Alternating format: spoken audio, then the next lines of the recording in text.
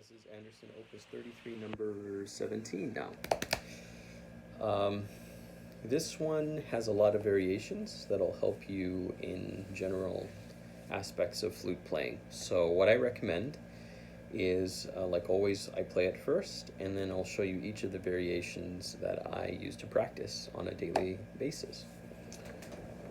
For the overall performance, let's use the tempo. Eighth note equals 108. This is in the John Warmer edition.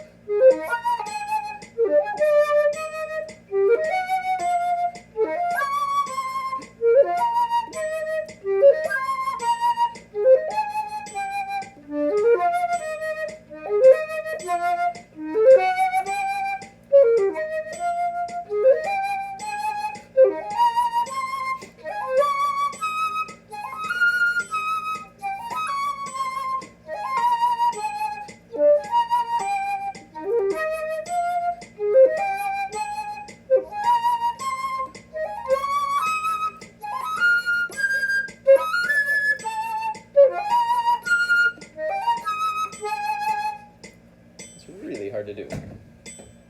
Okay, so what are we asked to do? This is a great etude to just slow your focus down and narrow it to a couple of fundamental skills. Variation number 1. What I recommend is you go through this etude one measure at a time until you actually perfected that measure, and subdivide, tongue the entire etude, but play the subdivided form of it. For example, for the variation number 1, tonguing exercise, take the metronome down to eighth note equals 76. So here's 76.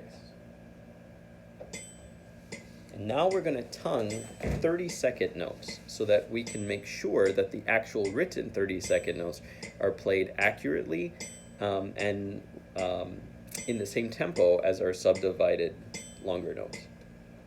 That E flat should be 4 pulses, and then we have an eighth note tied to the first 30-second note, so it should be 5 30-second note pulses on the second note, which is F.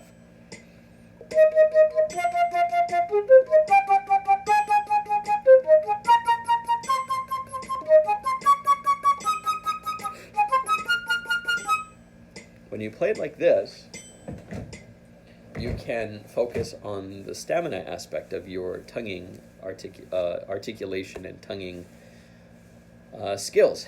So what do we see in the text? Well, we see accented notes and non-accented notes. The accented notes are the hidden melody. If I can just play that for you.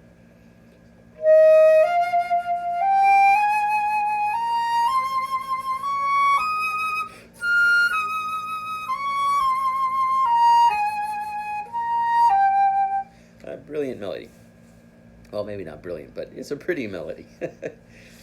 Your task is to, when you're holding the long notes, not to play the 16, not to play the 30-second notes that follow out of time. It's very difficult to do, but when you're holding the long notes, you have to subdivide. You have to be thinking the shorter value notes, in this case, the 30 seconds. In my mind, I was thinking,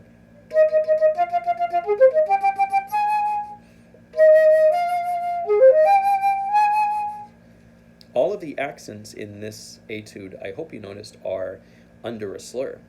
So way back when we studied Andersen Opus, I don't know why I keep saying the opus numbers.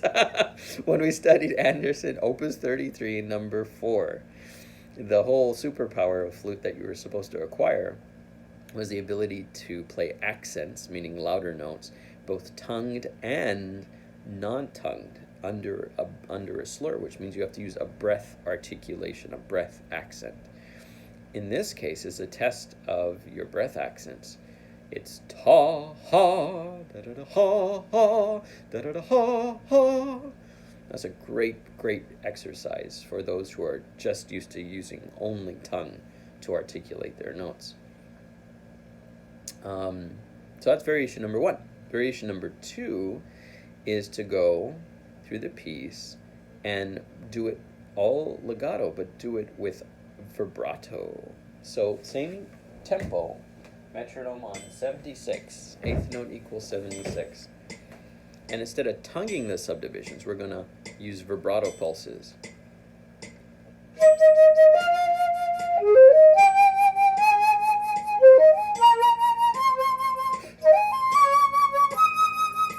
I hope you hear, on all the 8th notes I'm using 4 pulses, and on the 8th notes that are tied I'm using 5 pulses of vibrato.